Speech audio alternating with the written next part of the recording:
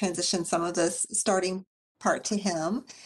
I'm going to read the formal part first. So many of you have heard this part before. Oh, here's Francisco. I was just going to start with our welcome to give you a moment to get settled, Francisco.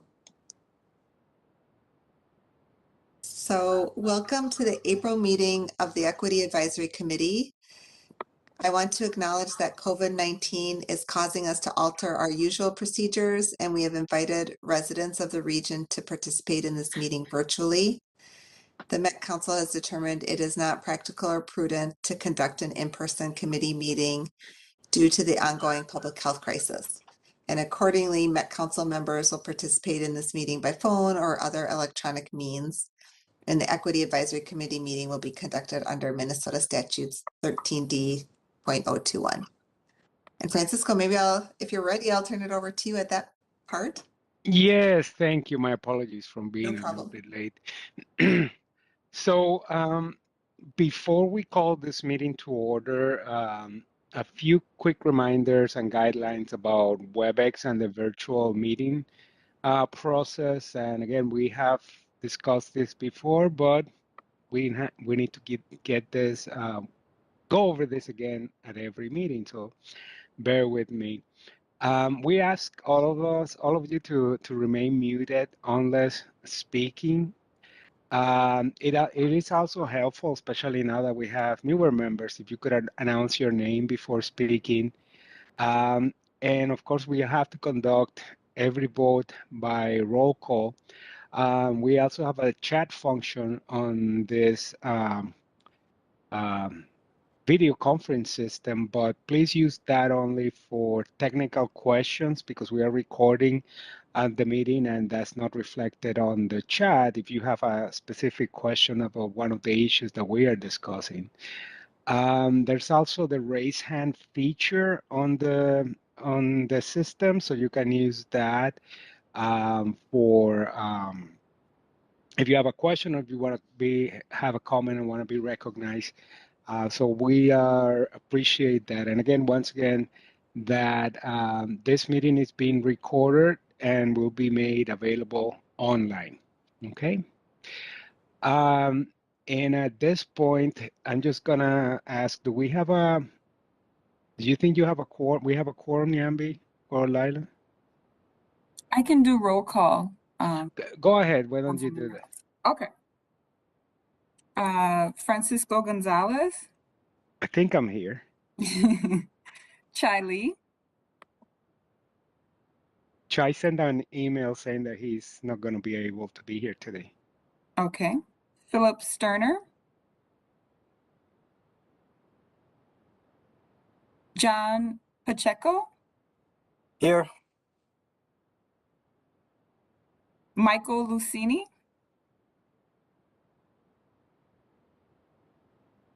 T. Way.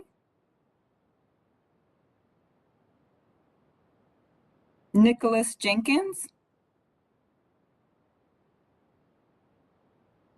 Anita Irvina Davis. Patrick Tashida. Yes, hi, I'm here. Hi. Edward McDonald. Here. Vanessa Jenkins.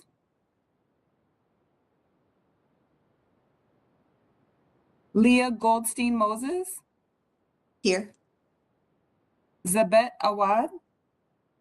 Here. Melinda Lee. Jen Owens. Marianne Padua. Here. Brianne Rothstein. Here. Stephanie Scheider.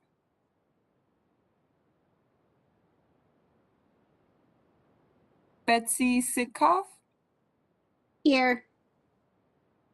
And Kristen Stacy. Here. Okay. Do we have a quorum? Yes. Excellent, thank you. So at this time, I call this meeting officially to order, and we can move to the general committee business. Since we have quorum at this time, we can move to approve last month's minutes. So I will just ask if we have a motion. I have a motion to approve the minutes from March 15, 2021. So moved, Mr. Chair. Excellent. Is there a second? I can second the minutes. Okay.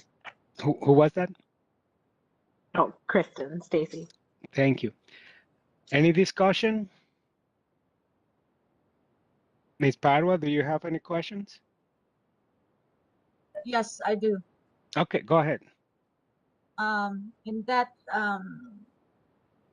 in when we were when we were approving the minutes, when we had what do you call that? About the I think it was about bylaws. I abstained on that, and it wasn't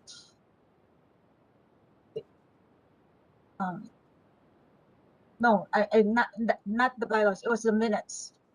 I abstained, and it wasn't recorded as abstained. So I would like that to be corrected, please. Can we make a notation to correct the minutes from the March 15, 2021 meeting? Laila or Niambi? Yes. Okay. Thank you, Madam Chair. Any other corrections or discussion? No, seeing none. Let's, Niambi, if you want to call the roll call on approving the minutes from the March 15, 2021 as amended as described by Member Padua. Sure. Francisco Gonzalez, Yeah. Chai Lee, Philip Sterner, John Pacheco, I didn't attend, so I'll pass. Michael Lucini, T. Wei, Nicholas Jenkins, Anita Irvina Davis, Patrick Tashida,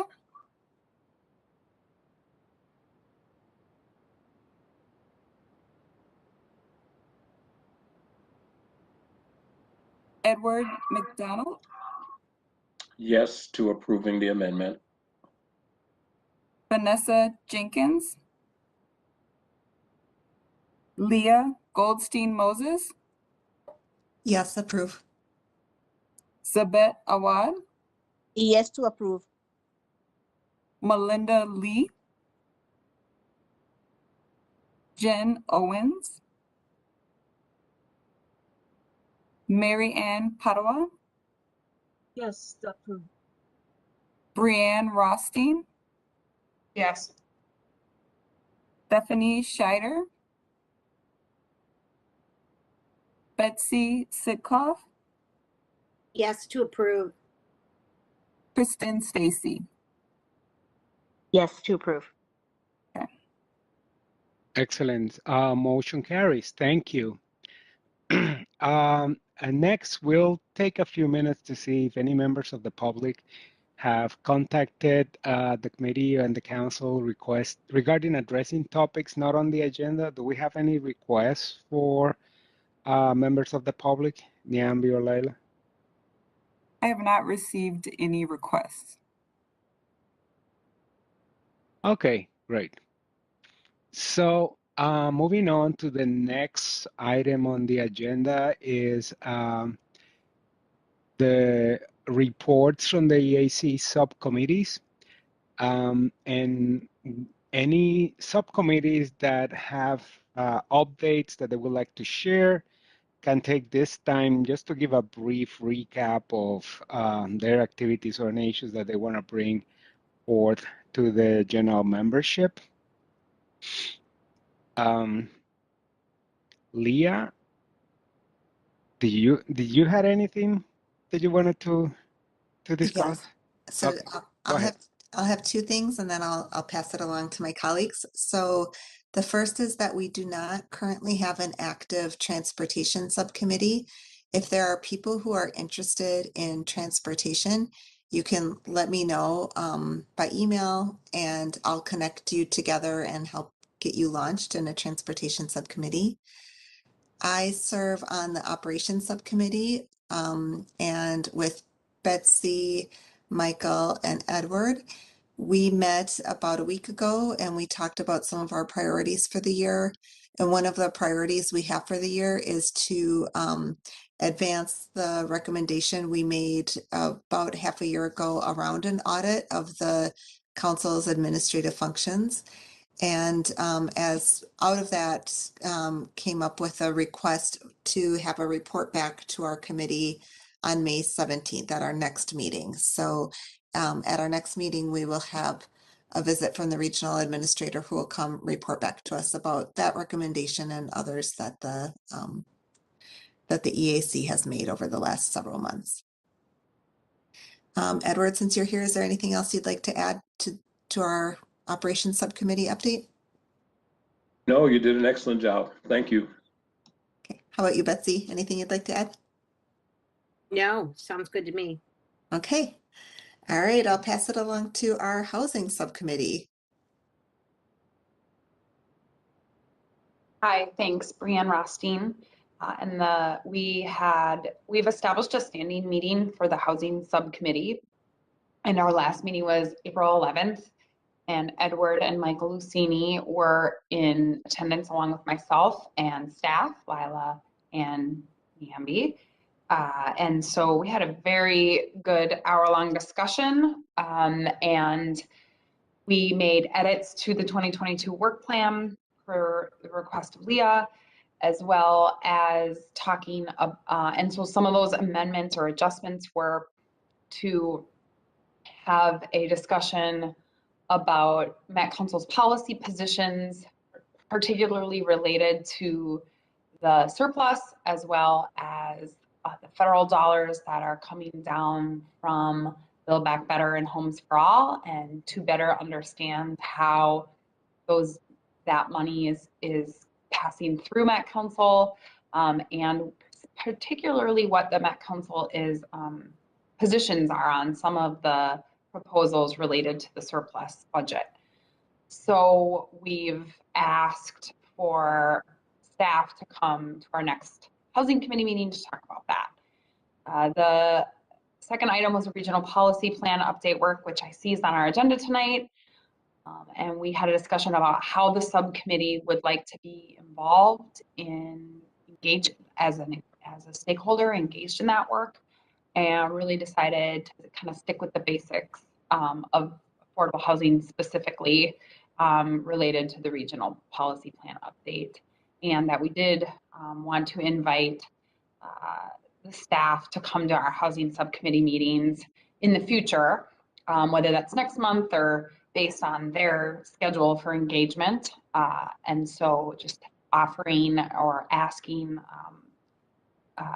the staff who are going to be doing that work to attend our subcommittee meeting. And then we also talked about the Housing Section 8 mobility pilot and being able to contribute and view the results of the pilot and contribute to any policy adjustments associated with that if that timing worked out for that mobility pilot project. So all that to say, we would like to invite, again, members of the Community Development Department to come talk about those things at our next subcommittee meeting. And I think that pretty much covers it.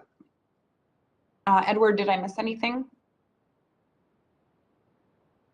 No, you got it all. Thanks a lot.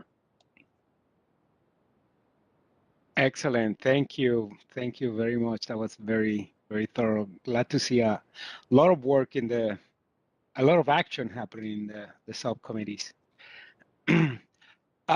Next on our agenda, we have a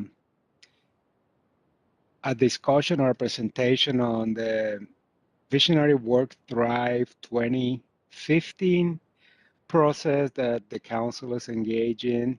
And we have Michael Larson, who's a planning analyst with regional planning, Angela Torres, I don't know if she's here, who's a senior manager with regional planning, and Lisa Barajas, director of community development. They will be providing an update on the work on the Thrive 2015. Okay.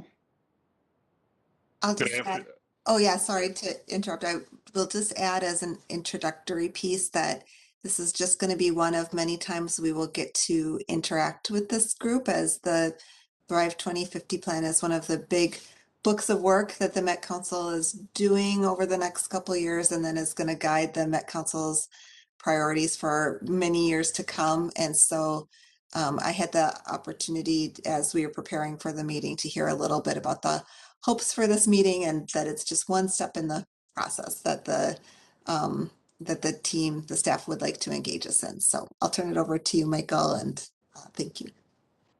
Well, good afternoon, co-chairs, this again, and members of the committee. I appreciate the introduction.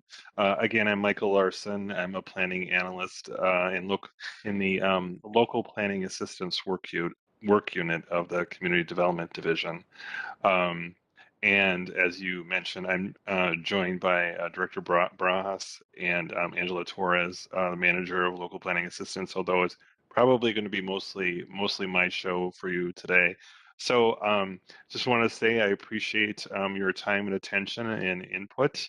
I think we're ready for the slideshow now. Hopefully Greg has that queued up for us. Fantastic. Thanks, Greg. So I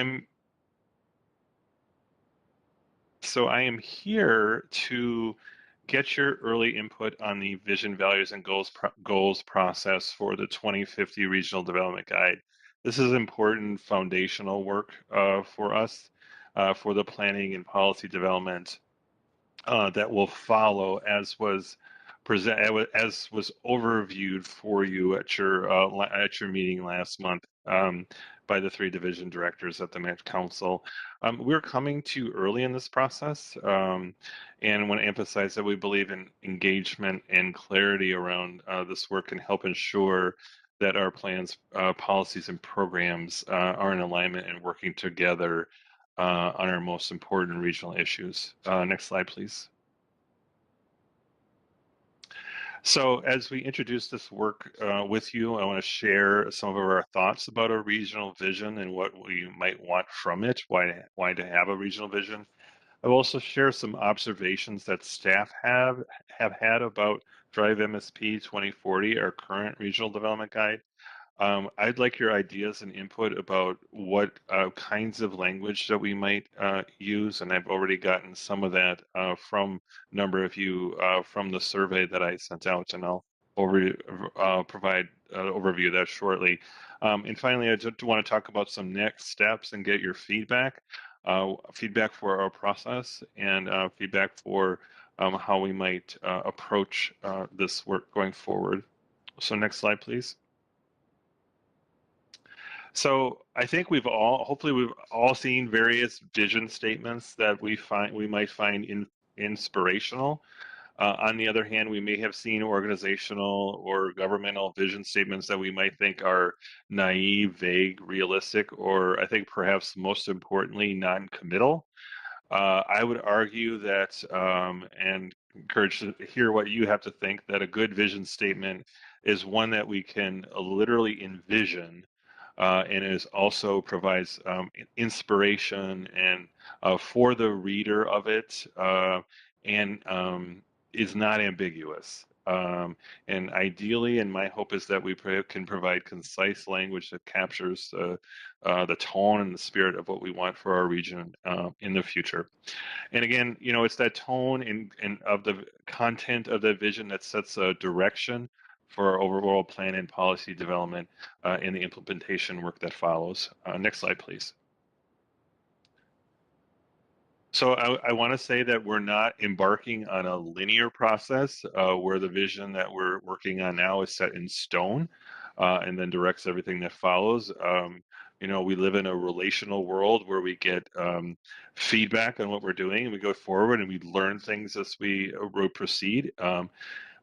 So we expect, you know, the arrow on the screen reflects some feedback loop process where we might better articulate our vision and our values for the region as we get in more depth in plan and policy development. And obviously, I will say that this isn't the first time we're doing this. We have a lot of wisdom in the region. We have wisdom from staff. We have wisdom that we can turn to from our region's residents and stakeholders. And we hope to provide, learn from our experience and provide opportunities to improve and refine the clarity of that vision. So no puns related to 2020 and that kind of thing, but it's tempting. Next slide, please. So I'd like to spend a little bit of time on hindsight with you and how the region's current vision is articulated. In the current regional development guide, Thrive offers this introductory statement that the council has listened to the aspirations voiced by the region's residents, civic, nonprofit, and business leaders, and governmental officials, and woven their thoughts and hopes into 5 desired outcomes that define our shared regional vision. Next slide, please. So those 5 outcomes are stewardship, prosperity, equity, livability, and sustainability. And you know, you may have some level of familiarity with this document, hopefully. I think Thrive takes these issues very seriously and discusses in various dimensions of each of these ideas. There's considerable thought to how different outcomes might manifest themselves and how they are interrelated. Next slide, please. So I also want to share some constructive criticism that we've had that I think hopefully will be helpful for you to hear. So staff reflection on the helpfulness of this language in their work. For many of us, these seem more like principles or values for us than outcomes. It doesn't work very effectively as a very specific vision for the future of our region. Thrive, this part of our document, is 50 pages long with 14 pages of introduction. So there's lots of ideas and contextual thoughts, but it's not a format that works terribly well for an action-oriented plan where accountability can be seen. So, for example, if we focus on equity, the concept of equity, there's many different dimensions, and Thrive does discuss this. For example, an equitable future might be one where racial income and wealth gaps are eliminated. Of the value of equity could also be how we conduct our processes, ensuring that the relationships that we develop in with our communities and how we do our work are done in the most appropriate and effective ways. And I will note that includes this body, the Equity Advisory Committee. When we talk about equity, we might want to also consider some other words, and I'd like your feedback on that too. Maybe perhaps relying not as exclusively on the word equity, but thinking about other words that add additional meaning, like fairness, compassion, respect, justice. I think probably think of other words as well. So when we're finished with this process, I think we'll see a lot of these ideas in the new document, but just organized in a way that are more helpful for our work. Next slide, please. So on this particular slide, what I'm trying to convey here is thinking about how our values ultimately translate to how we spend our time, how we spend our resources, how we work together, and that you can see that there's sort of increasing articulation, and at the very end, we measure how effective we are. And if we're not being effective, we can change course or change direction or change our strategies. And that sort of chain of accountability is clearer than it has been in the past. So next slide, please. So we have been exploring what we're referring to as sort of 10 exploratory issues that you see on the slide, and we've been evaluating recent discussions from the council and from advisory committee on these particular issues. These aren't a proposal for how we would organize the plan or organize policies. There were just areas that we thought warranted attention. So we've heard things from you and the many other committees, such as the affordability of housing and transit. Equity is seen throughout all of these issues and is not standalone. Ensuring, for example, that communities are involved in decision-making process, how infrastructure can uplift marginalized communities, how the pandemic has exacerbated disparities and what we might do about it, ensuring that the public, the regional park system is accessible and contributes to an overall sense of public health and well-being. The experience of immigrant communities, recent immigrant communities, and what that might teach us. For example, in the area of land stewardship or sense of community and that kind of thing, about creating welcoming and safe communities, and how racial bias and safety concerns affect people's experience on the transit system. And I realize you've had many conversations about that issue. Next slide, please. So at the council, we also have some practical considerations too for how we develop our values and vision. And we're thinking about how does it relate to our particular influence, our authority, where we can make a difference. That's a real range. What we can study, who we can partner with, what we can fund, where we have particular rules that need to be followed, and how they will relate to the work of our partners and how we articulate that. How do we connect the values with our particular vision? That there's an understanding of how our values inform our vision. How do we talk about this? How do we organize it? What are the key issues? So these are kind of some of the things that appreciate your insights too, as we think about partnering with other organizations. And also thinking about how high level outcomes and what are the sort of leading indicators if we're moving towards our vision? What are those key measures? We look at all sorts of measures, but what are maybe some of the key ones that really demonstrate that we're being effective? So now, I'd like to take, I do have some information at the end about some of the next steps and some of the other considerations, but wanted to pivot next to spending a little bit of time with you tonight talking about additional ideas and insights that you have. So next slide, please, Greg. So I'd like to take you through this vision, values, and outcomes process a little bit, starting by talking about the region's values. And I have on the screen as reference those 10 particular areas. In the survey, I've heard from some of you, and not all of you. I encourage all of you to complete that survey, and I'll leave that open for a while so we can document and respond to that. So interesting things that I saw, values around safety, spaces that are respected, engaging and approachable was a value, equal access and opportunity, inclusion, prosperity, creativity and innovation, connectedness, and another one, the last one that I will mention that struck me was love. I thought that was really, really powerful statement. One person shared their experience with an organization where the organization leaned into rather than abandoned equity work as it became difficult. So I will pause and I can provide context for the others too, but I thought maybe this might be an opportunity to brainstorm a little bit about how we might articulate values. Thanks, Greg. And then we can pick it up again. So I'll leave it to the chair for soliciting feedback on that. Thanks for posting that link. Excellent, thank you. Just quickly, thanks Leah she just posted the link to the survey on the chat function. And also there's an email that was sent on April 15 from Niambi with a link to the survey. So folks should take a look at that and provide their input on the survey.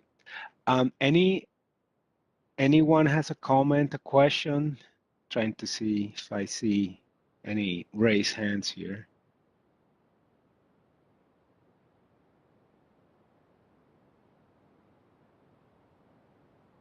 Okay, let me, if I can just use my prerogative and ask a question. We at the council, of course, we're also looking at this from different aspects. But one thing that I hope or wish or want to propose that is always taken into account is, as our society and our communities change, and they change in a number of different shapes and forms, that we are not too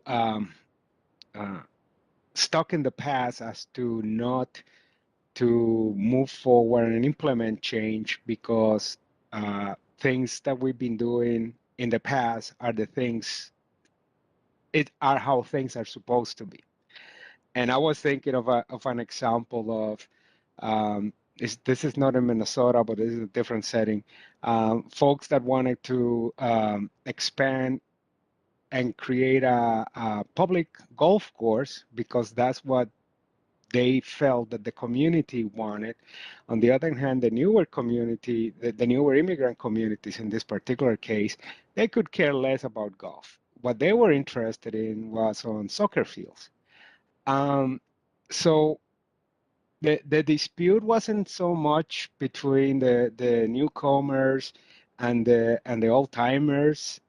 It was more, it wasn't on because of ethnicity or race or anything like that. It was more like, we always had the golf course and we love the golf course and we just want to keep it because that's part of what we all grew up with and we don't want to lose that. On the other hand, the newer communities were saying, well, that's fine, but we cannot have both the golf course and the soccer fields, which is what our kids want to play. So it wasn't a conflict of two wrongs, but actually of two rights, which makes it more difficult. But those are, I think, the more difficult conversations to have, because both parties have legitimate concerns and legitimate points that they're raising. But at the end of the day, there will be either a golf course or a soccer field. So we shouldn't be afraid of choosing the soccer field if that's what makes more sense, because we don't want to alienate the golf folks.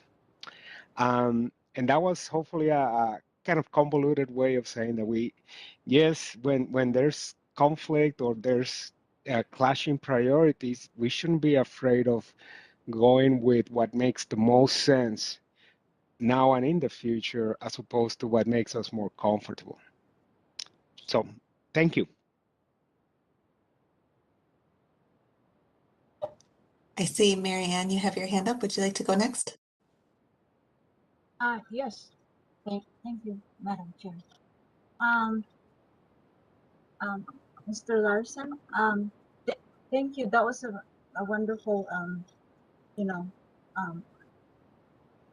conversation that we have. But anyway, this input that we're having to put up for the for comments, and I put mine in, and I think it's a nice way of letting us know how we can help change and evaluate for our for our community. And it's important also that each one of us can give something, a suggestion or an opinion, because we all have different, I'm sorry, with my thing, I have my words always, we all have different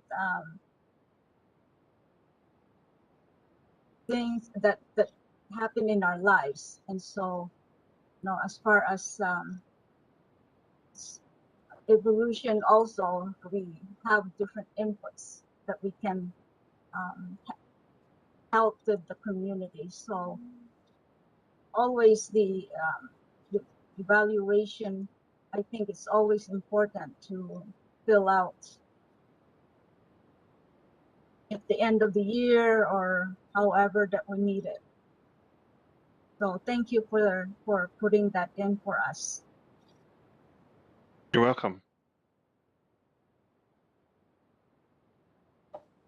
Edward, would you like to go next?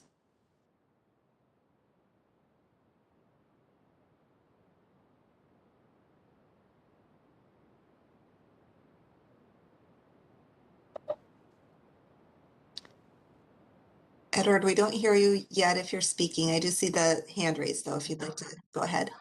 Yes, Madam Chair, thank you very much. And I thank the gentleman for the presentation. I did get a chance to review it, but unfortunately it was in the midst of about 100 other things I was reviewing. So thanks for bringing it back to me a little bit here. I just want to build off of what Chair Gonzalez was talking about as we look forward to establishing vision, values, mission, strategies, policies, and things of that nature. He's right in that the region is diversifying rapidly. When the young folks and others take to the street and they're screaming equity and equality and justice, essentially what I hear is them saying something's amiss with the administrative application of equal access and opportunity laws. And you will find in the midst of all of that, folks who are establishing policy or administrating policy tend to want to shy away from the term equal or equality because they see it as an unachievable quest. But it's how it depends on how you define equal access and opportunity or equality. And those that are familiar with the quest for that understand that it's not having everything the same. It's the recognition that different people needs are met in different ways, and we have to accommodate that. So in the case of the golf course, yes, there are folks who love golf. I'm one of those people. There are also people that love soccer, and that's a different need. So we have to be able to accommodate how do we fit that all into this diverse global community, even if it costs us a little more, or if we have to scale back on one or the other in order to accommodate that need, that is moving us closer to achieving the equality that is necessary to create a homogeneous community where needs are being addressed and met. And that's across a lot of different perspectives. When we look at things like affordability, it doesn't mean that all of the housing produced has to be rental housing in order for it to be affordable. It can also be affordable home ownership for people with lower incomes that will more than likely be stuck in that existence for a long period of time. But that is also meeting a need and a diversified need based on the income strata that exists in a community that is changing and in an environment where wealth is harder to come by, but necessarily important. It's also important for families to be stable.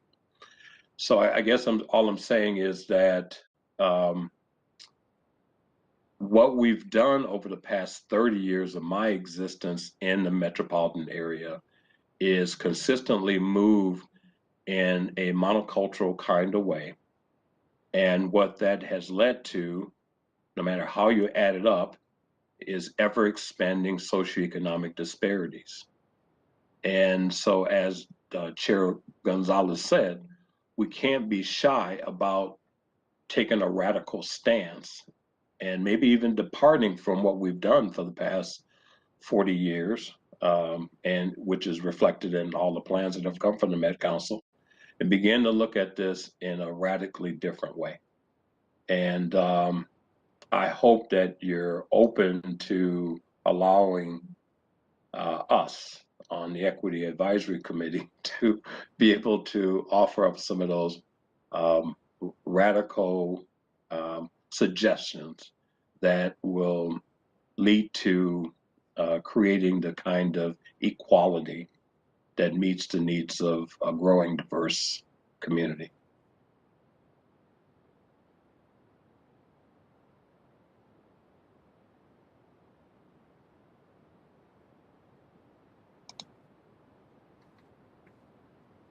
Go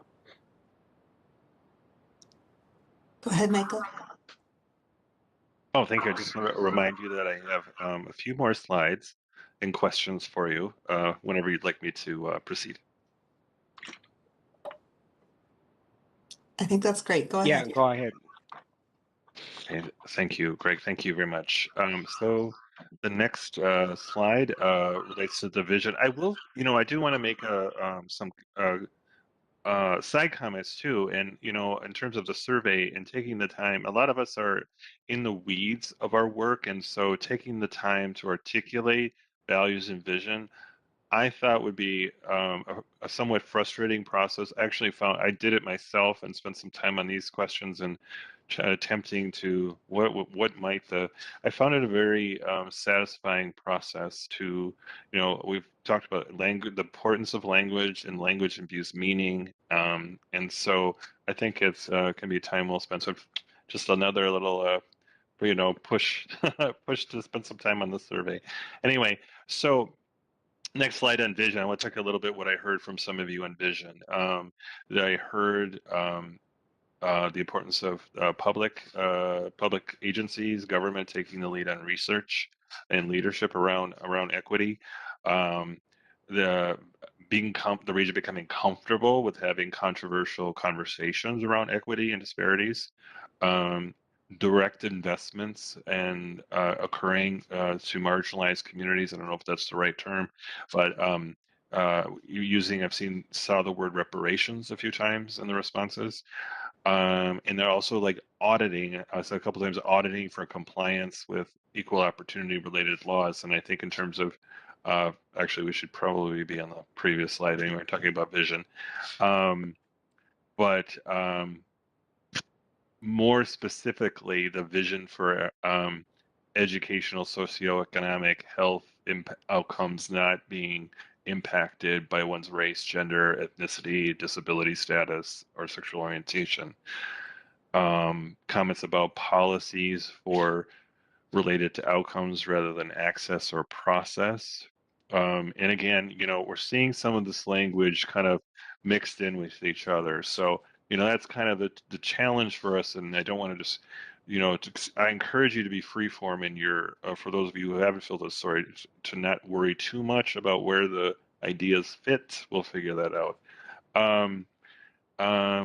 Oh, and then lastly, one person said a region with creativity and art. So again, sort of ending with that, the value is love, and the vision might be a region full of creativity art. So I find that kind of thing inspiring. So I will pause again, see if you have other things you want to contribute to what the region's vision might be. In your minds.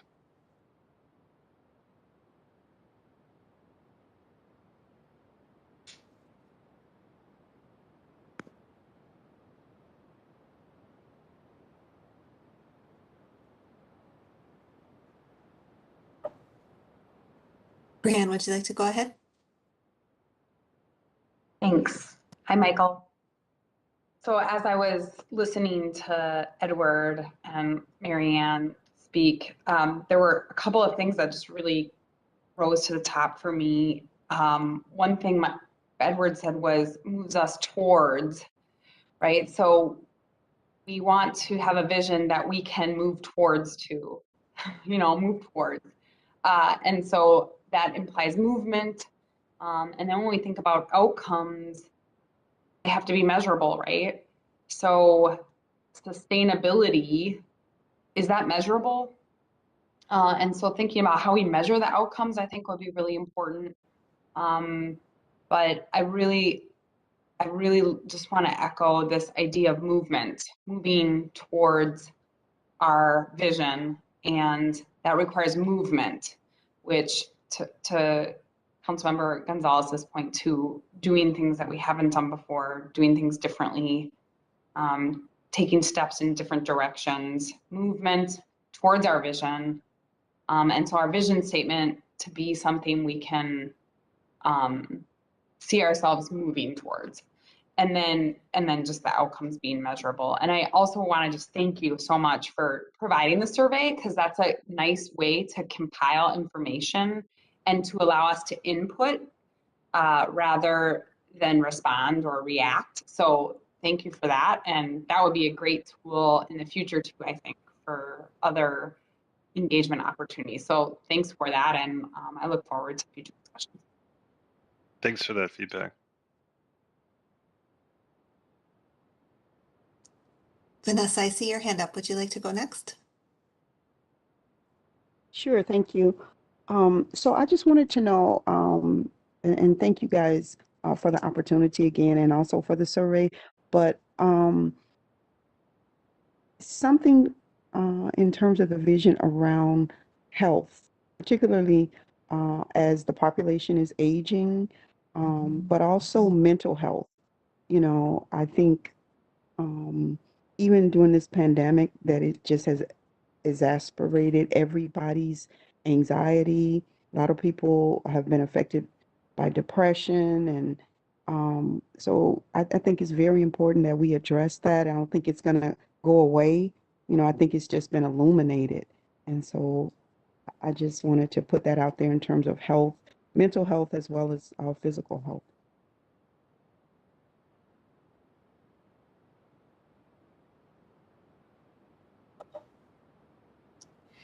Brianne, do you have something else to say, or is the little icon just still up?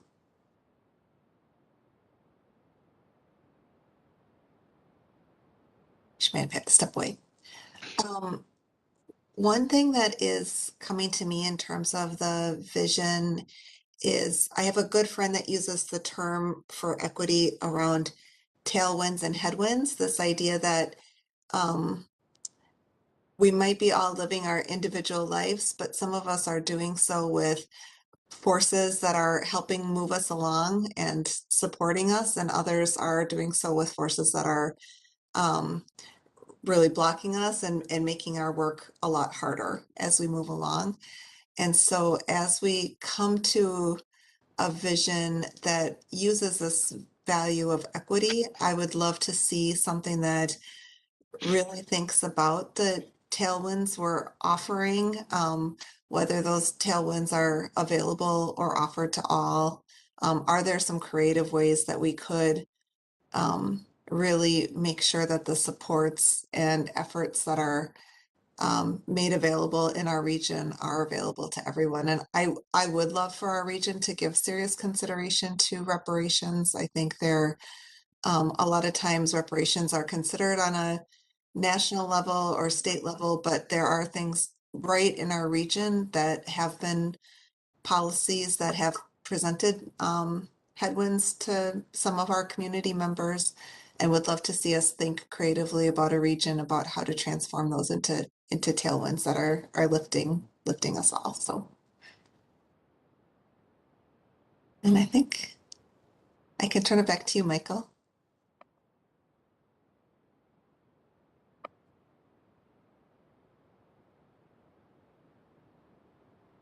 You're still on mute, Michael. So I don't hear you yet.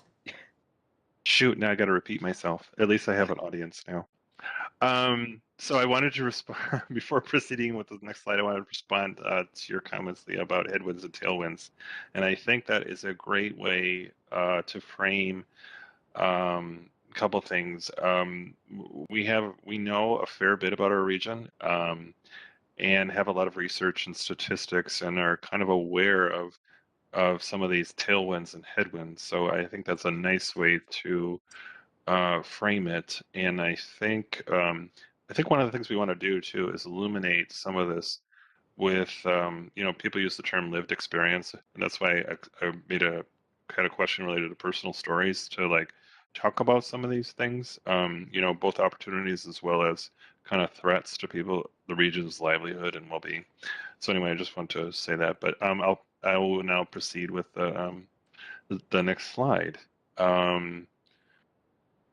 Regarding, there we go, outcomes or goals. We're kind of referring to these interchangeably because these are really high level. This is a really high level, and I think a lot of the detail will come up during the plan development, which will, stem from these high level goals. Some of the things I heard from you were, I think you were more specific here, and that's helpful. So people of color better represented in home ownership, educational attainment, business ownership, and upper management positions. Greater participation of people with disabilities in society and in the economy. Wealth targets for people of color. Elimination of disparities, just the absolute elimination of disparities.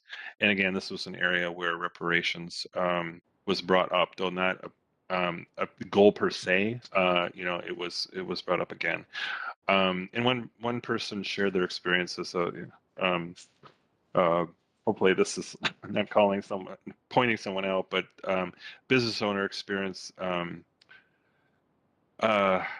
less impacted by less capital investment for women-owned businesses and not having access to a support network that might be available to other people. And so, I think these are the real opportunities to, issues like this are real opportunities to partner with organizations like Greater MSP and the Center for Economic Inclusion. There's just a lot of initiatives around that type of thing. So that was the input. We've got a lot. I have a lot of other ideas about outcomes, but I'd like to hear what you have to say.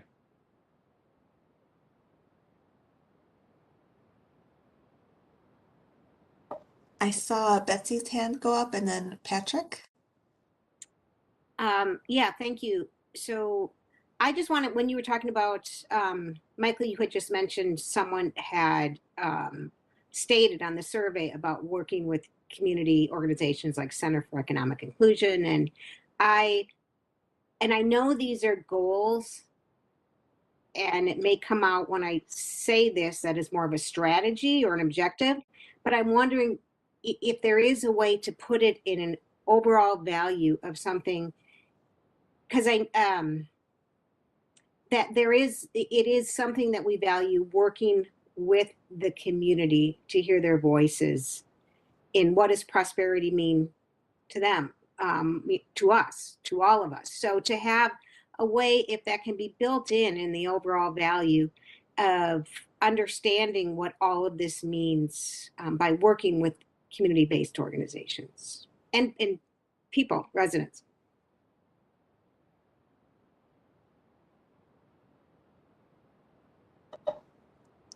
Thanks, Betsy. Patrick, would you like to go next? And then Edward? Thank you, Madam Chair. And this is Patrick speaking. And I did just want to mention, that in addition to what you shared with us already about the reparations work, that there be a land acknowledgement piece to this equity piece, that when we talk about the BIPOC community, and I do think language is really important, we're talking about Black, Indigenous, and people of color, and that the indigeneity of our work should also be right up front and center in the equity piece, along with reparations work. Nothing happens in our region nothing happens in Minnesota without an acknowledgement that it's happening on Lakota and Anishinaabe land. And that, I think that's an absolute non-negotiable from my standpoint. If we're talking about equity, we should acknowledge the damage that's done. We have a current lieutenant governor who's a member of the White Earth tribe, you know, Lieutenant Governor Peggy Flanagan. I work for the state. I notice many of the state employees now have their profile picture with the state of Minnesota flag and the American flag behind them. She's the only one who has also her tribal flag behind her. I think we all, regardless of what our ethnicity is, should acknowledge the truth and our legacy and our history in the region. Thank you.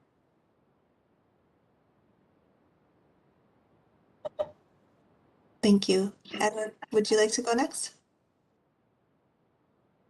Yes, thank you, Madam Chair.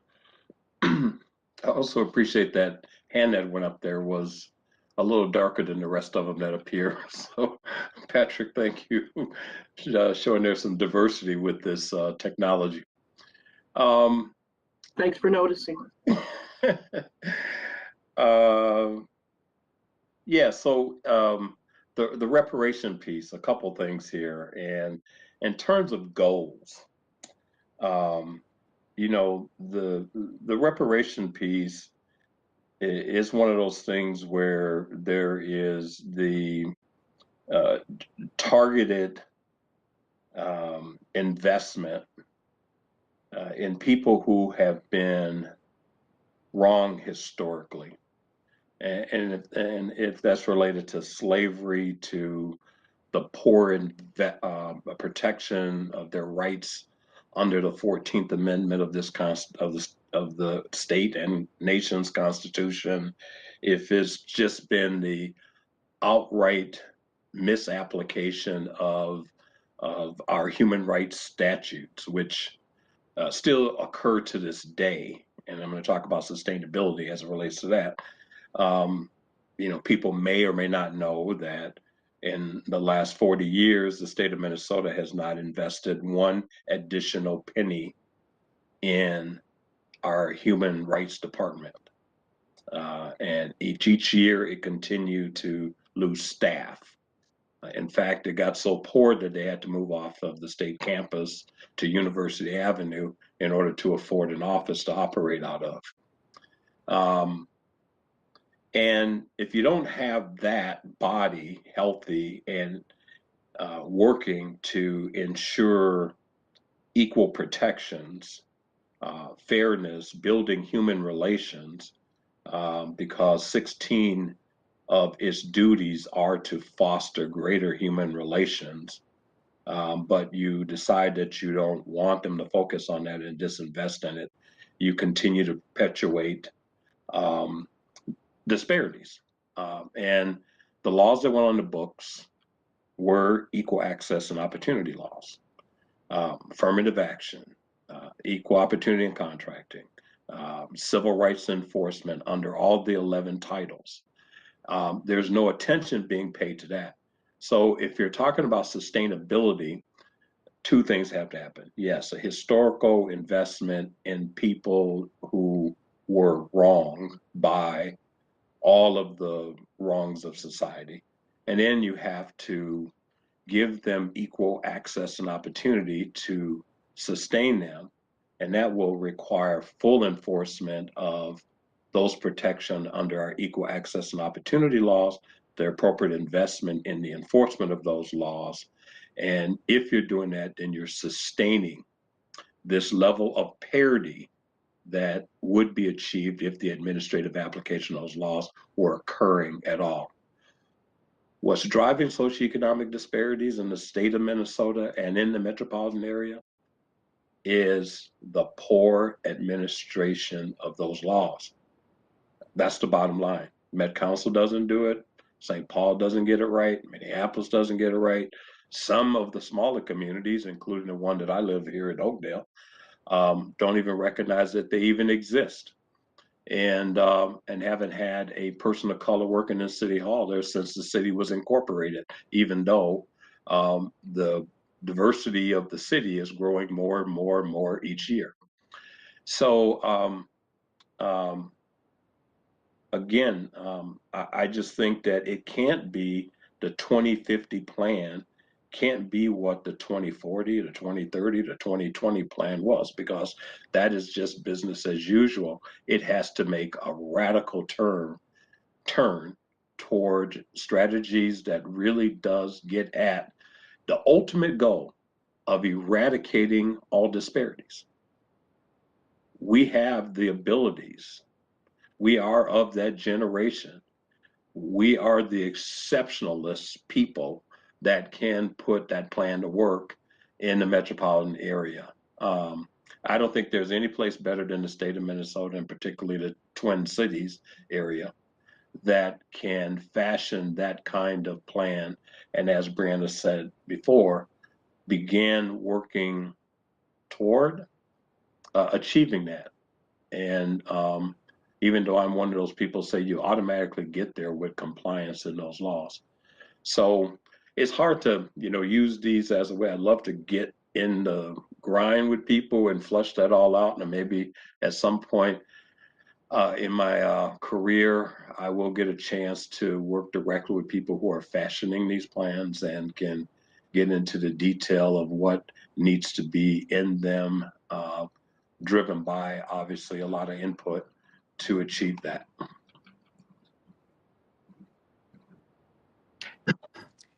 Thank you. Yeah. Oh, go ahead, Francisco. No, just thanking Edward for his perspective. Yeah. I was going to say, based on time, I think, Marianne, you'll be our last comment. And then Michael, if there's any closing things that you'd like to wrap up with, we'll do that.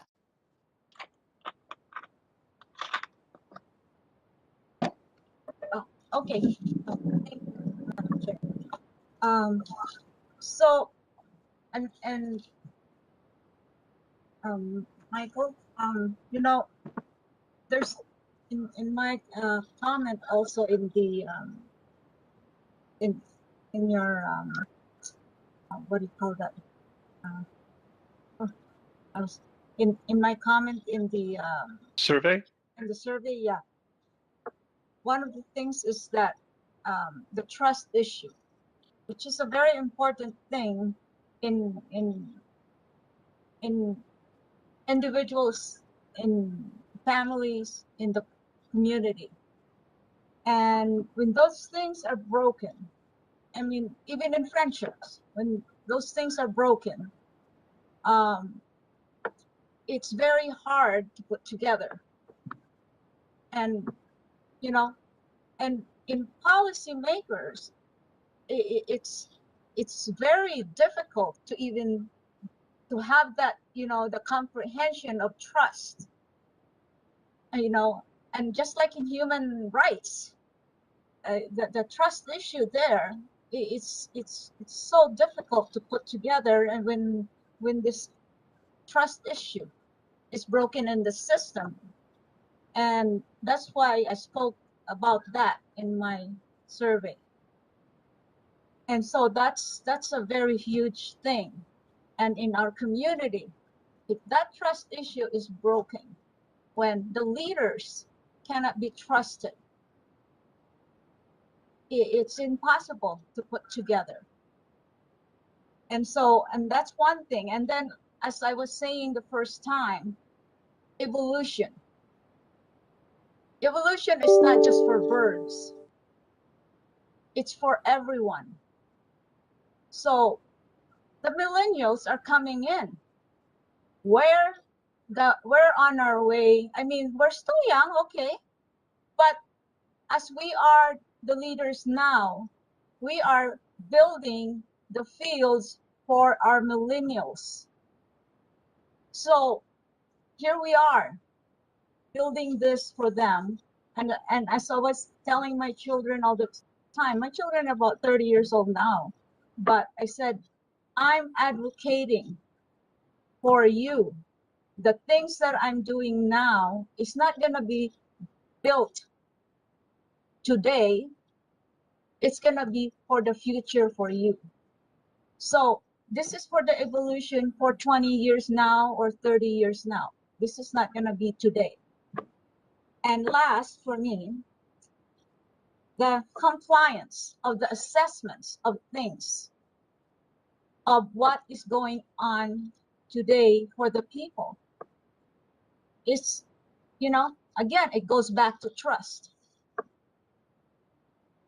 And unfortunately, there are so many things that's been broken. And for us to rebuild that, you know, the survey is rebuilding it. And so, again, all of us putting in our survey is rebuilding that trust. So I'm so glad that we're doing that together. Thank you, Madam Chair. And thank you, Michael.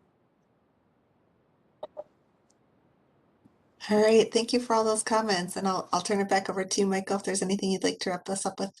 Yeah, I can wrap up quickly on the next slide. I just have a few kind of contextual closing thoughts for you. Greg, if you could just pull it up, thank you.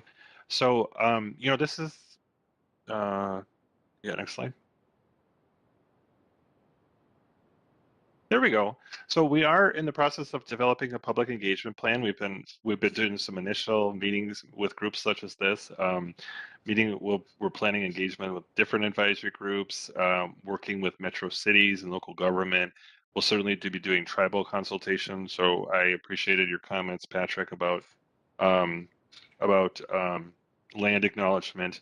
We're also working on a youth and young adult cohort concept to identify a demographically representative group of young people who may be of may have families or be perhaps at the sort of at the peak of their careers in 2050.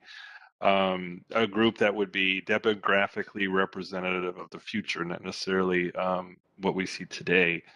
Supporting them in a more engaged and intensive way throughout the planning process, and that's an idea that we're beginning to work on, and I think we have a lot of positive feedback about that. Support them in providing input to our process.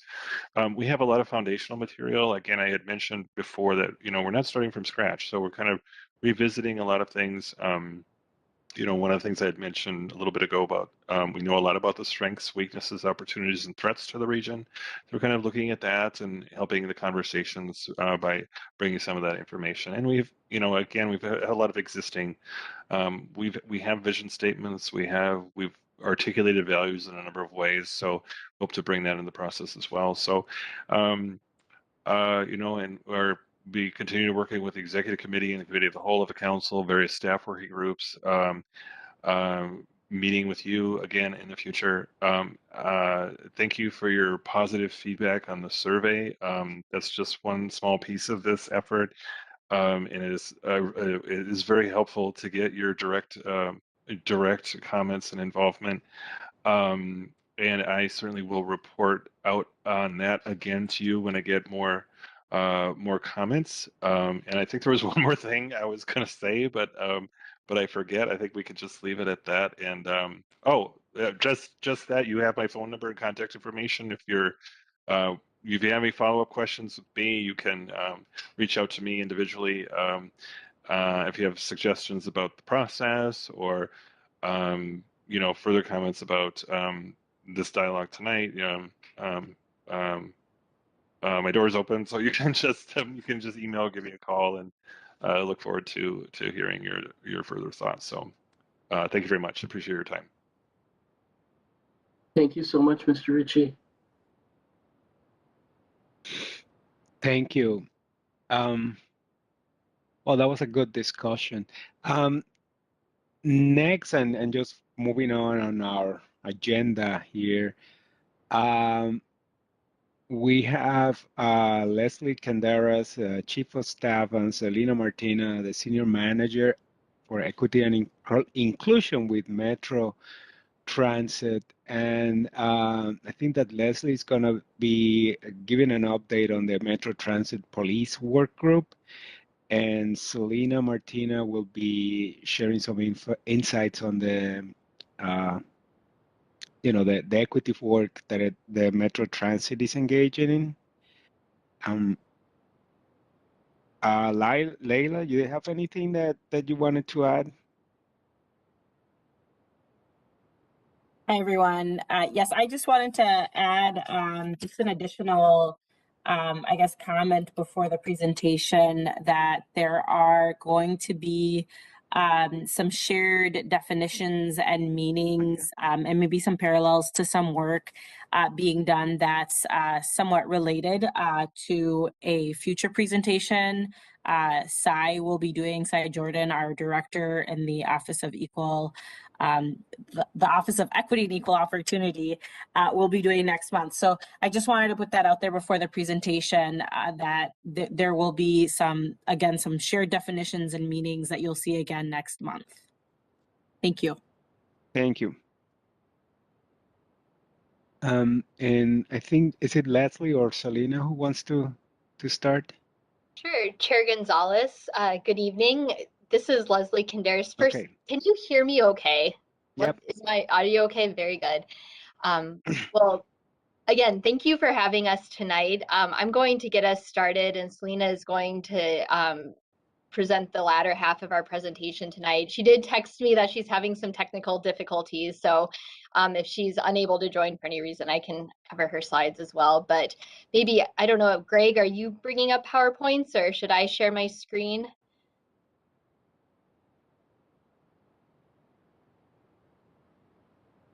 You can go ahead and go to the next slide, please. So tonight we have a brief presentation for you regarding our current stage of the Metro Transit Police Review process. This has actually become a multi-year endeavor.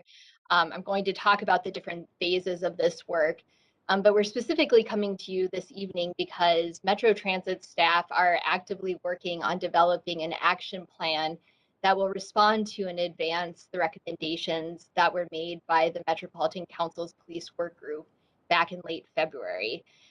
So tonight, part of why we're here is really just to bring you up to speed on where we are in this project, but also pose some questions to you, including the one on the slide here. How does this committee want to be involved as we implement the forthcoming action plan? But we have some other discussion questions as well, just to really get your thoughts and feedback as this work progresses. Next slide, please. So, as I mentioned a moment ago, the Metro Transit Police Review project has really spanned over a couple years at this point. This slide shows you can really think about this work in three distinct phases. The first phase began in July of 2020 when the Metropolitan Council began contracting with the Citizens League to begin community engagement into issues relating to transit safety and policing. Back in June of 2020, shortly after the murder of George Floyd, Metropolitan Council Chair Charlie Zelli made a statement that the council would be reviewing Metro Transit Police policies, practices, and procedures. And the chair stated that in order to do that work, the council was going to first start with deep community engagement, which is why they brought in the Citizens League, and ultimately the Citizens League also brought in the Twin Cities Innovation Alliance to really lead an extensive community engagement process that's been the foundation for the next couple of phases. The second phase of this work started last August when the Metropolitan Council voted to form a police work group that was charged with really taking what the Citizens League had uncovered through their community engagement and supplementing that with additional information and ultimately delivering recommendations to the full council at the end of February of this year. And finally, the phase that's highlighted here, phase 3, one of the recommendations coming out of that police work group was that Metro Transit staff would then take the next step, which is reviewing the work group's recommendations and putting forward an action plan as to how Metro Transit can advance those recommendations. And so that's the stage that's actively happening now, and why we felt this would be a good time to come back to the Equity Advisory Committee. Next slide, please. And one more, please. This is just so you know, I'm going to start by just providing a little background on what happened in the prior phases, and then I'm going to turn it over to Celina to talk about the phase we're in now, the development of the action plan. But the first phase, as I mentioned a moment ago, was the council contracting with the Citizens League to really do deep community engagement.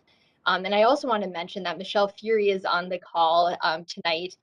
Michelle was actually the project lead for this phase of the work, and will be available if there are specific questions about this effort. And I know the Citizens League and Twin Cities Innovation Alliance came to you back in September 2020, I believe, as well, to talk about this project.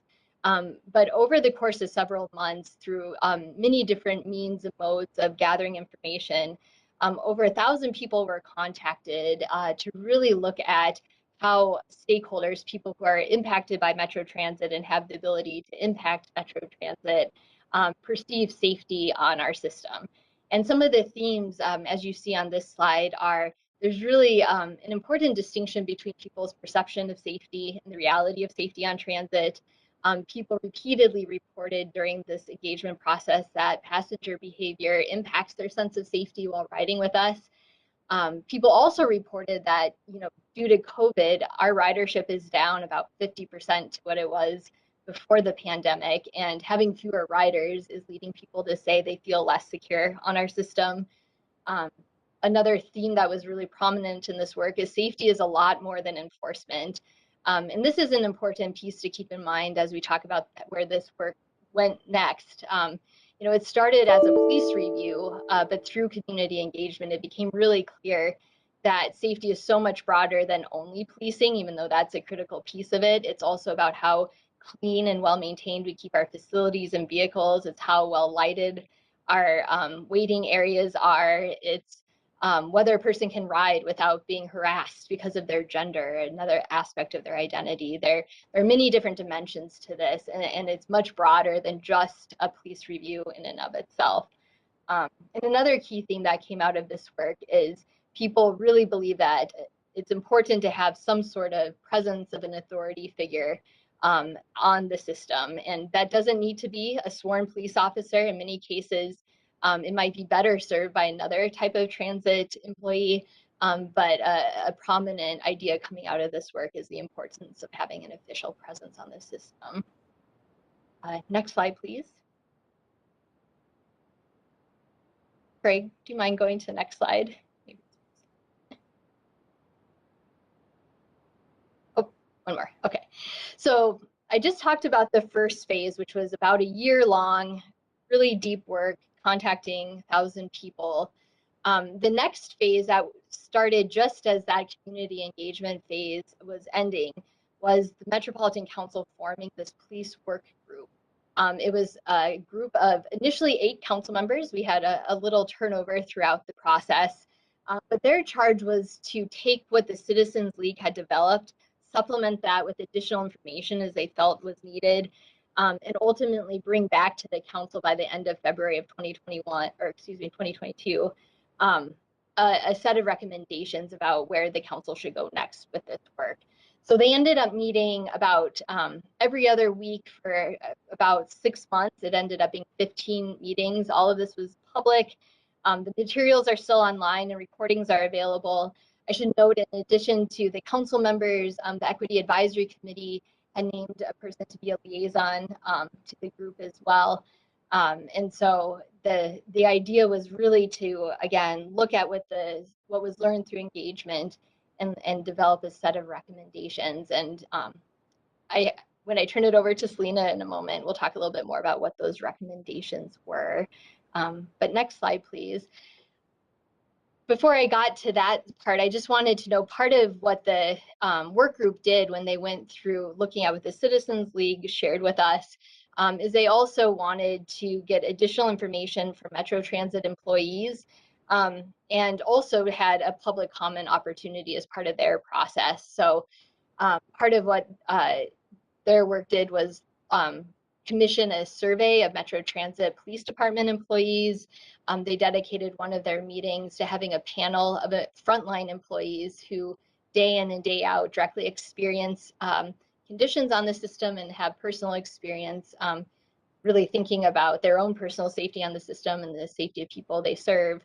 And it's kind of noted here, buried here a little bit, but one of the meetings in December of the work group was devoted to a public comment opportunity where both additional employees came and participated, as well as other members of the public, both individuals and different organizations. Next slide, please. All right, so at this stage, I'm going to turn it over to Celina Martina, if she's able to join us with her technical difficulties. But again, where we are right now is the council left off when they, or excuse me, the work group, when they presented to the council their recommendations in late February. There was a committee of the whole discussion in early March. One of the next steps was for Metro Transit staff to take that high level visionary guidance coming from our policymakers and come back with what we feel is a viable action plan to move that forward. And so Celina is going to talk about that work we're doing now.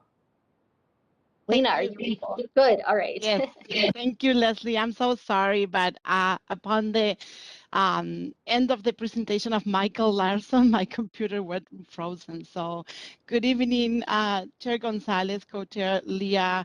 I'm Celina Martina. I presented in front of the committee before, but I know you have new members. I use she, her, ella pronouns, and I'm the Senior Manager for Equity and Inclusion here at Metro Transit. And I'm gonna just take over the last slides of the presentation.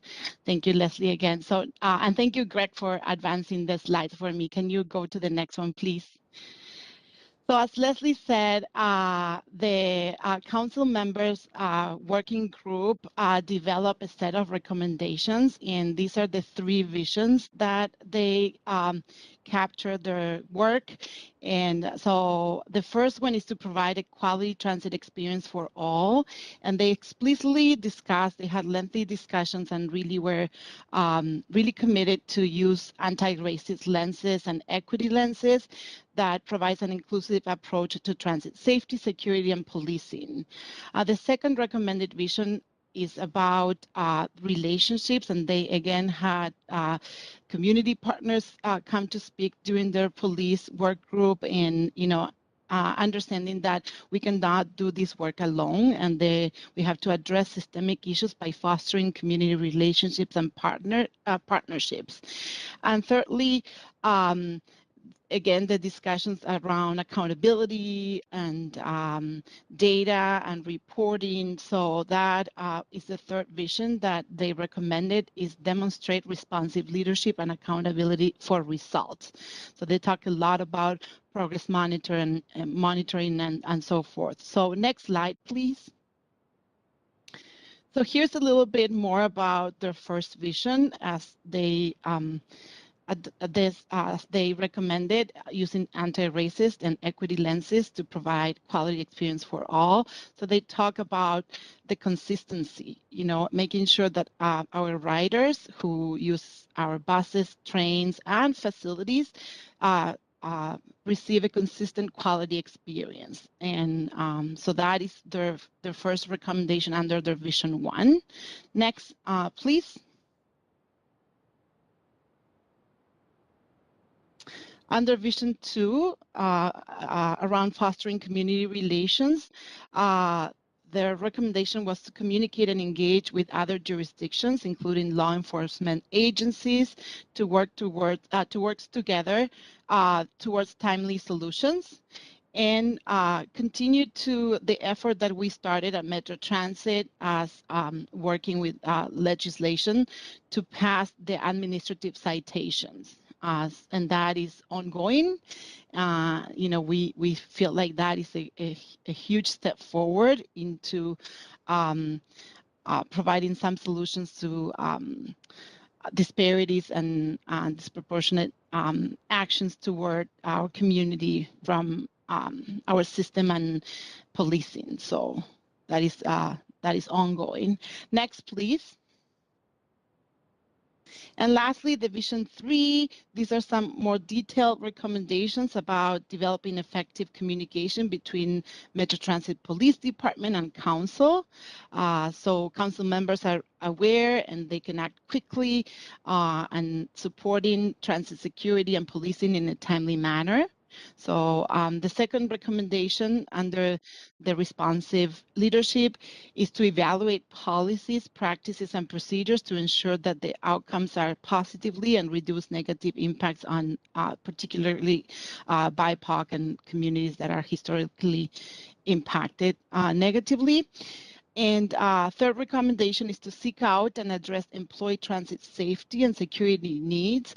The working group heard a lot from what we call frontline employees, so operators and street operations supervisors, etc., who really talk about safety and the needs of their security needs and how we can solve that in a meaningful and timely manner.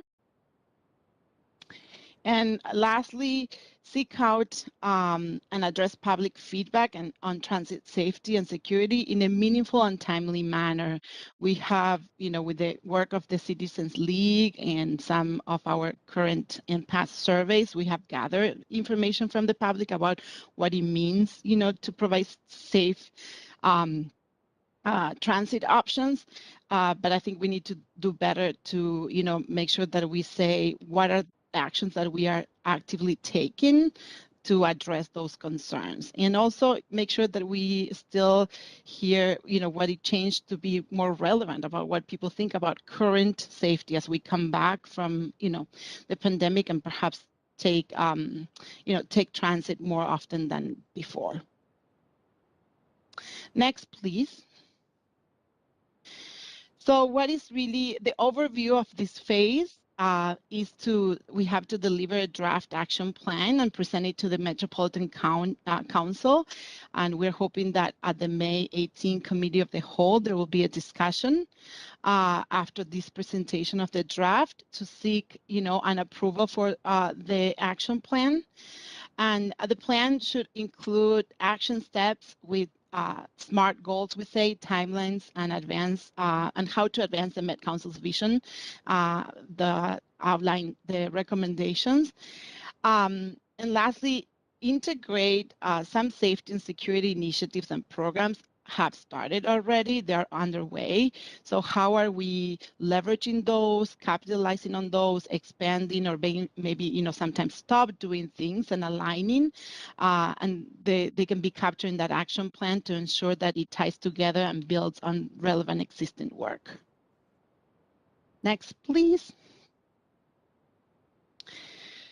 So these are, it's a very tight timeline, I think, Lesley presented at the beginning, and this is by any means an exhaustive list, but these are things that we are, doing to develop the draft of the action plan and to engage those who have been engaged in phase 1 and phase 2. So we participated in workshops to inventory current work that aligns with safety and security recommendations, and what is the planned work ahead. We are identifying gaps in the work and the vision and developing action steps to include in that action plan. There is ongoing assessments of existing peer research and seeking more peer information if needed, looking at other transit agencies, but also looking at other safety and security agencies and other police departments and practices. Establishing approaches to measuring performance. I think this is very important. The council members were very clear about how we are going to monitor progress and develop measures to track what we're doing, and continue to engage and communicate with stakeholders like your committee. So we want to make sure that this is not done just in isolation, but we continue to check for, are we hitting the mark? Are we doing what is expected? So checking in with council members, presenting this to employees. So we are a week away. I think next week we're going to bring some of the work to Metro Transit employees, so they're not only aware that this work is happening, but also, to collect their thoughts and feedback. We're presenting to TAC early next month, and we continue to, we want to continue to partner with you and have you involved and checking in to see the development, and not only the development, but the execution of this plan after the council approves it. And then participants in the phase 1 and 2, those who participated and came to talk to council members during the work group, as well as those who participated in the Citizens League research, they'll be contacted, they'll be engaged, they'll be presented with the work so far, just to continue to play back and keep them engaged in how the work is evolving. Next, please. Yeah, so I think that what we really want, first of all, we appreciate your time. I know it has been a long evening, but I hope you have some time to give us feedback and thoughts about, after hearing this presentation, what are your thoughts about the vision for this plan?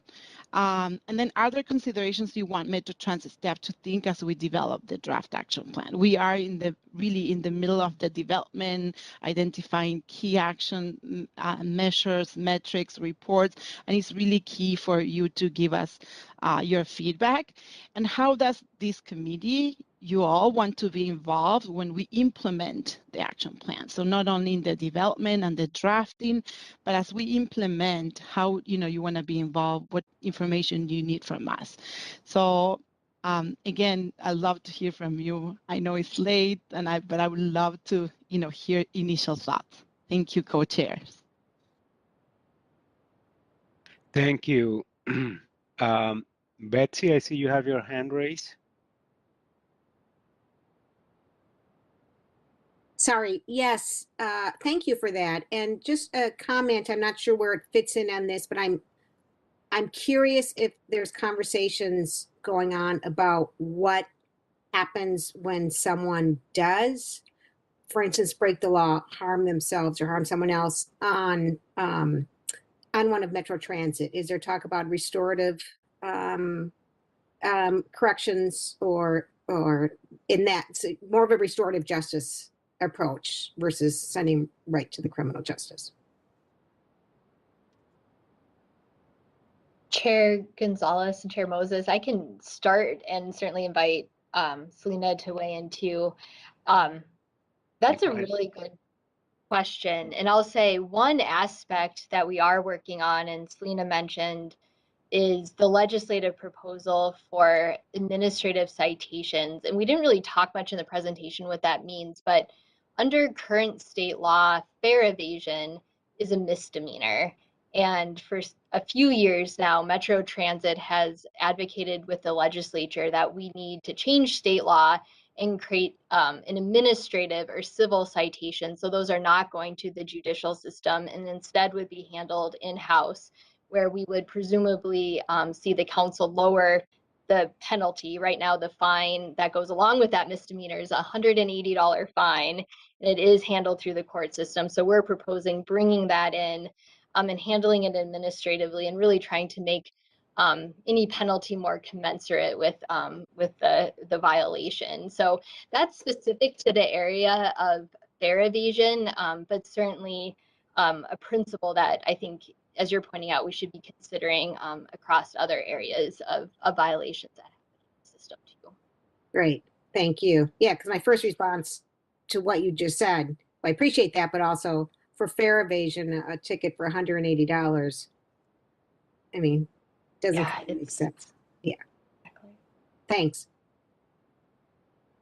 Yeah, a ticket and the misdemeanor. So I think that is important to know that the severity of the consequences.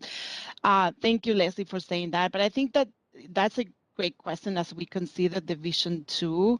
I think there are a lot of opportunities with partners, community partners, and other, institutions and jurisdictions to participate in collaborative restorative practices, where it's not only Metro Transit Police doing this, but what are other jurisdictions doing for similar cases, or for communities that are or for individuals that are repeatedly commit these low-level offenses, and how we can really practice restorative circles and practices as a region and not only, Metro Transit. So that's a great suggestion. Thank you.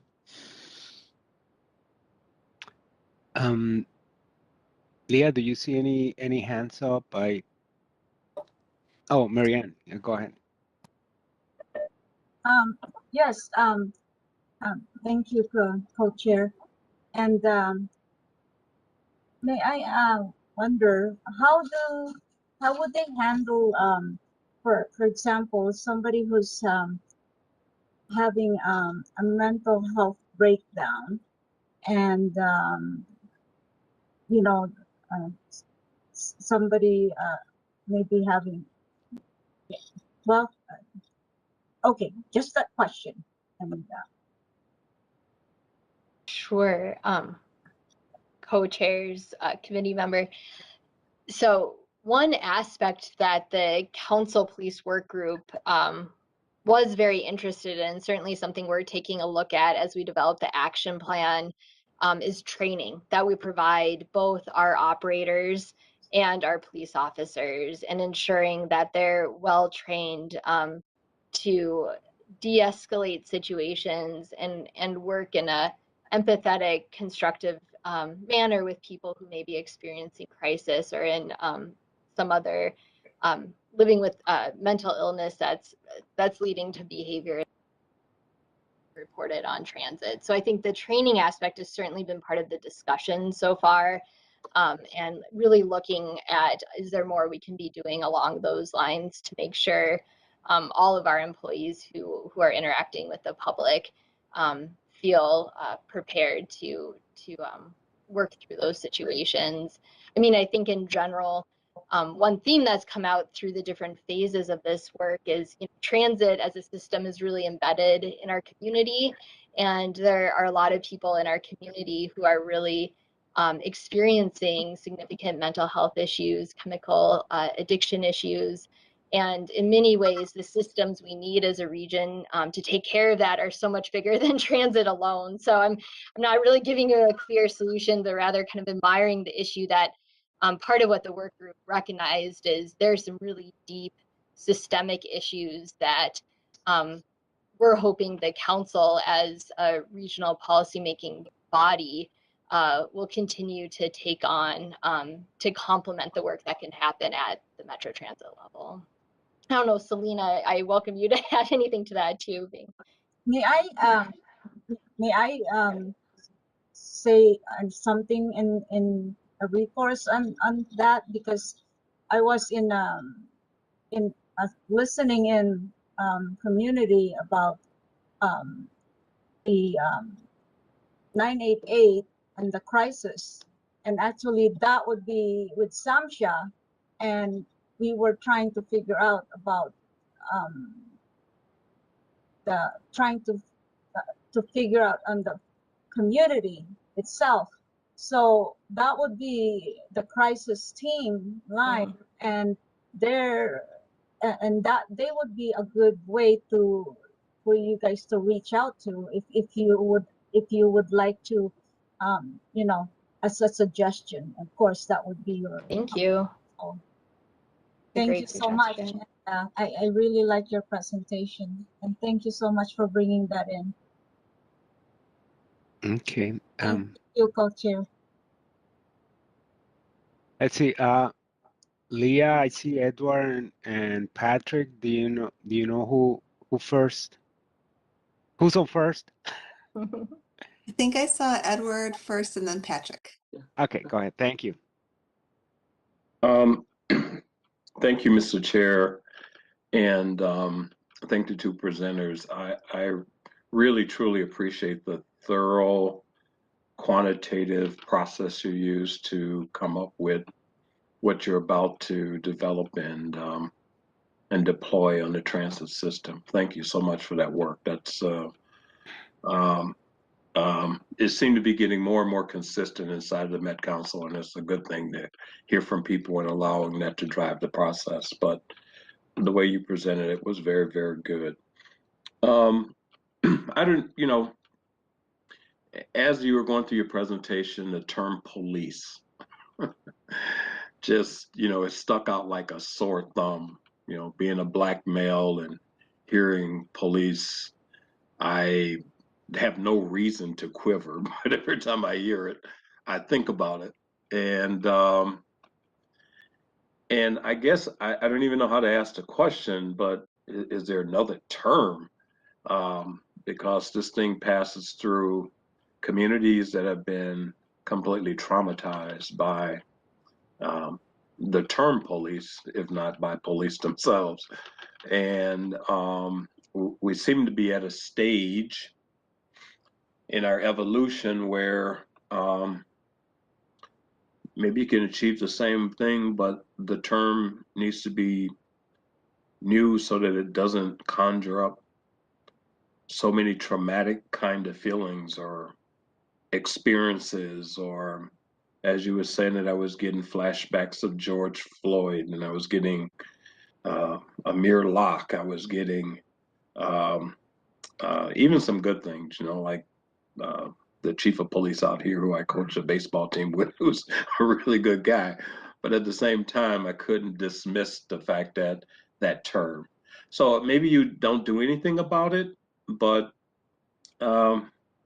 maybe some quantitative assessment around a term that has the same meaning, but can be deployed to mean the same thing, but just give people a different experience.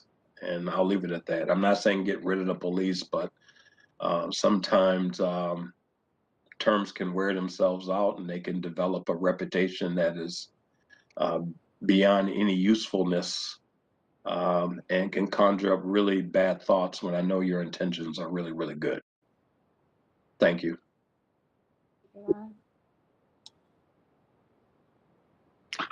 Great. Patrick? Thank you, Chairman. And it's funny, Edward took some of the words right out of my mouth. Going back to this, first of all, I wanted to say thank you for your presentations, and to hear that the qualitative research methodologies where you're listening to the community and listening to the concerns of staff. It's excellent to hear that those things are being listened to and going forward and continuing to provide quality, excellent Metro Transit service to our community that I've utilized myself on often on a regular commuting basis from either St. Paul to downtown Minneapolis for work, or the reverse of that, from Minneapolis to downtown St. Paul for work. But I was going to echo, again, what Ed said about the use of language, and if there'd be a way of reframing the idea of the function of those staff, of being one in which it's ensuring safety, and referring to them as maybe transit safety officers, or even the term officer can make people bristle. As a parent of two young Black males who do quiver at the sight of a squad car. All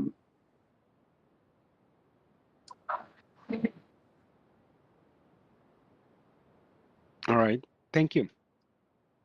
May I, Chair Gonzalez, Co-Chair Leah, I just want to, I just want to validate and really, thank you for sharing such an important truth. And, and I want to, thank you for sharing who you are, your identities, and also very real police community relations that lack trust, that they are really, broken in many ways. So I thank you for that.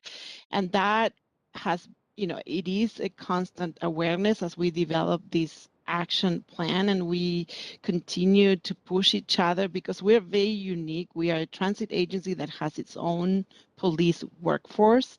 And how do we, position, to deliver the service and the safety and access that our region needs with the resources we have.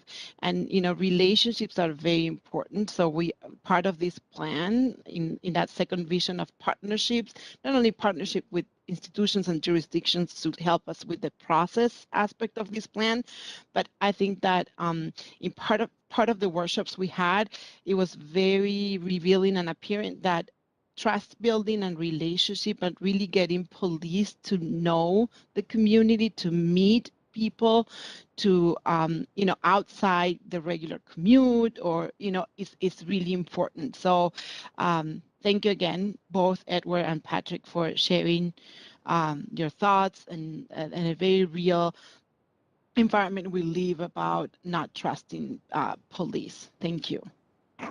Well, and I did just want to add that, the concept of, the current context that we're living in, even prior to COVID, how Metro Transit was relied on so much by people experiencing homelessness and people experiencing mental health crises, and so I really, truly, truly commend all of the staff that you have and all the great work that they're doing. From my heart, I really do appreciate all that your staff are doing.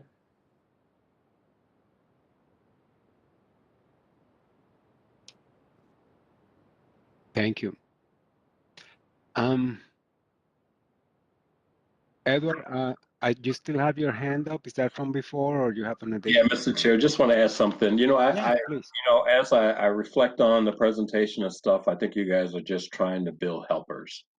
And quite frankly, much of the communities of color use that transportation is, for many, the only means of transportation. And quite frankly, I think being a helper, versus a police officer would resonate a lot better.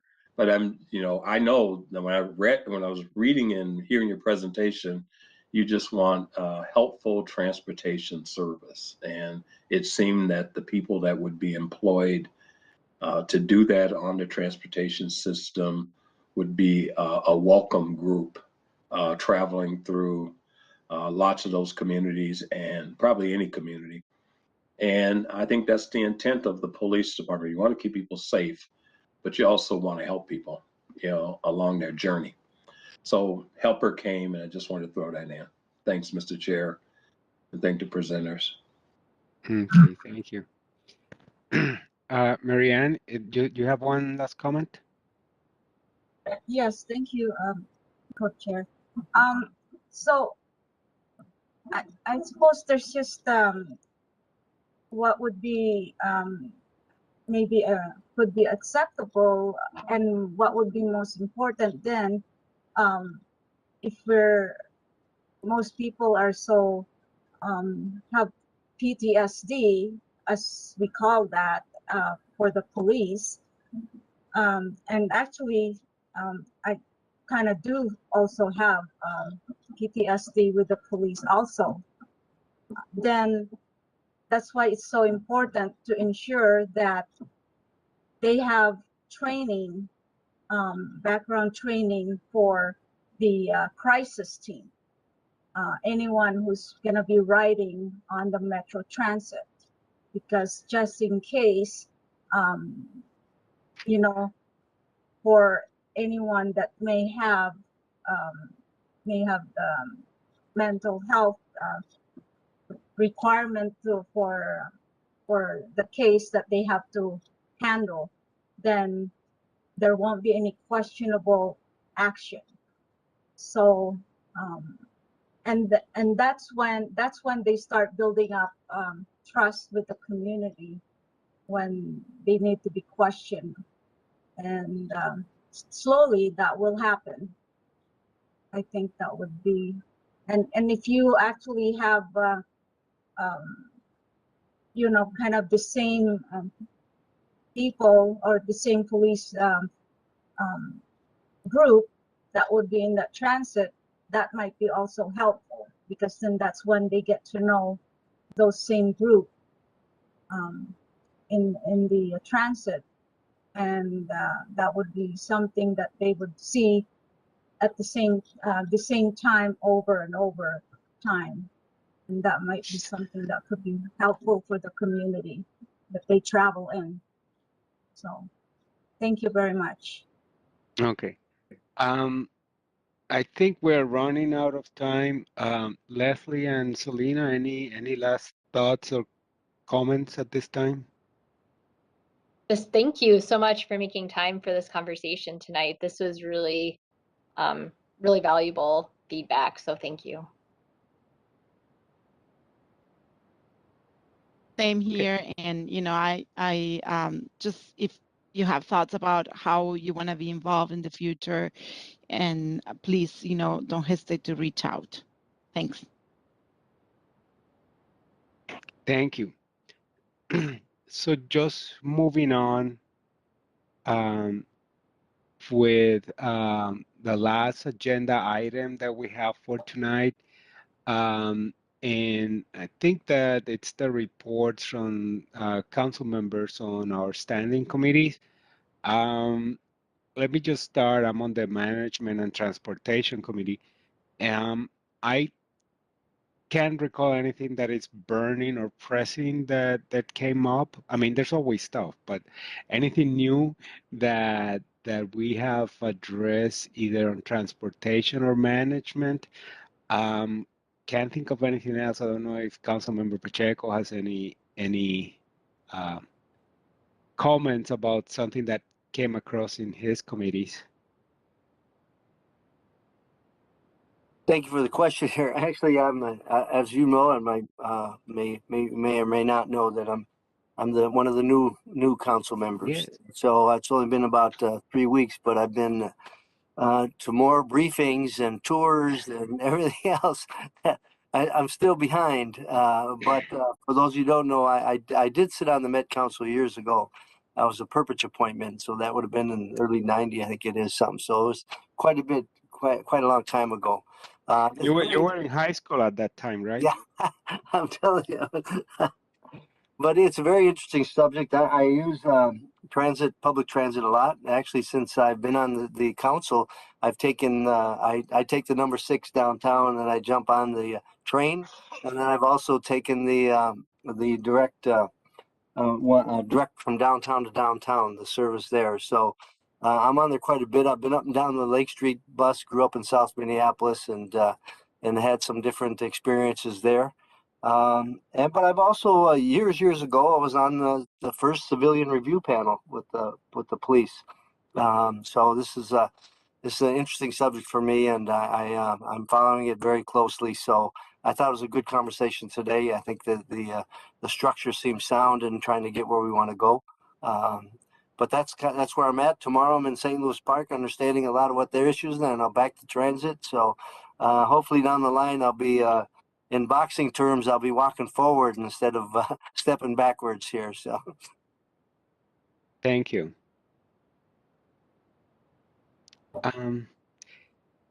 Okay, Leah, do we have any final announcements before adjournment? We have a few announcements that I will make quickly so that if members have any announcements, they also have a moment. Before we do that, Councilmember Lee did send an email update about the CDC committee, the Community Development Committee, that there was an amendment to the Livable Communities Act fund distribution to add $2 million to the LHIA pilot. That is something that we've talked about here, and the Housing Committee has talked about, the Housing Subcommittee. And so if you'd like to see more about that, that would have been recorded in last night's meeting, or I'm sure Councilmember Lee would be happy to answer any questions about it. And I think I'll move on to my announcements, which I'll make pretty quick, and then we'll take a moment to see LHIA. I do not know the acronym. Francisco might. Livable. Oh, Brianne knows. She's yeah, about please. to say it. It's a local housing incentives account. Thank you. There we go. Affordable I home. was way off base. Yes, thank you. You were close. You were close. Is it L something? All right, here are the quick announcements. Next month, staff are going to bring to us the equity policy framework and strategy for the council. They have been working on updating that, and they're going to share where they are and take time for discussion about that. The other thing next month is, as you know, we've been working on bylaws and have gotten some input from members about bylaws and have incorporated those into some suggested draft changes. Those are now being reviewed by staff and by general counsel, and we hope that next month we will bring a reviewed and proposed bylaws for this body to vote on. So stay tuned. We're hoping that that timing works. And then the other news at the council is that the council is moving to in-person operations. We are going to be having a discussion about what that means for our committee and how we will operate. We've been working remotely for 2 years now, and most of us started when we were fully remote, and so it'll be a new experience, and there's some things that we want to work out and figure out how that's going to work for us. The last announcement I have is that the my 1-year term has finished. I am open to serving another term if this body would like me to, but I also would be happy to step back if someone else is really interested in serving as a co-chair.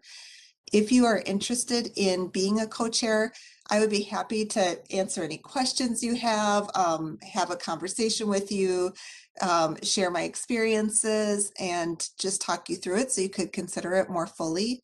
So if that's something that interests you, you could feel free to reach out to me. If you're more comfortable to reach out to staff, I know Lila and Niambi would be happy to get an email as well and talk with you about the co-chair position. And I think that's it for my announcements. Yeah, just briefly on the co-chair position. For some reason, our bylaws do not clearly state how is the co-chair selected. I mean, I'm appointed by the chair of the Met Council, so that's an easy, that's how it works. On the community co-chair side, however, there's really not a process spelled out as to, do we have a vote? Do we have nominations? Can people submit themselves? So it's been very informal the way we've been doing it. So I'm just throwing this out. So folks that are interested, like Leah said, that should contact her for more information. And the process that we will follow, if there are folks interested, it's going to be informal, and we'll make it as we go along, basically. So thank you. Patrick, do you have a question or announcement? Either one, go ahead. Well, given that, I would like to nominate Leah for a second term, given that there are no term limits written into our current bylaws. And this is an informal process, so I'm informally nominating Leah to second term. Mr. Chair, I'd like to second Patrick's motion in that regard. This is Abad. I would like to third that too. All right.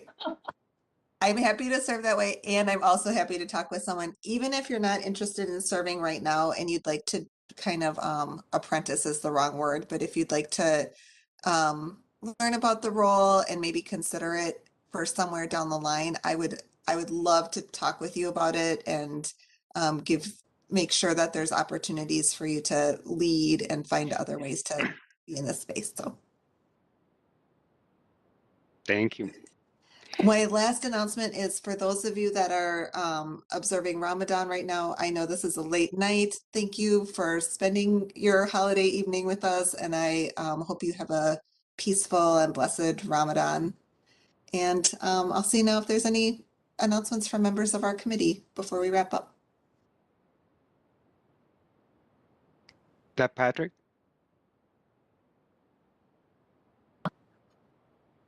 Sorry, I just wanted to mention, thank you for acknowledging Ramadan and all the spiritual celebrations that people might be participating in this time of the year. And I work in the health sector, And I don't know if you all know, but today a federal judge lifted the federal mask mandate unilaterally from the state of Florida.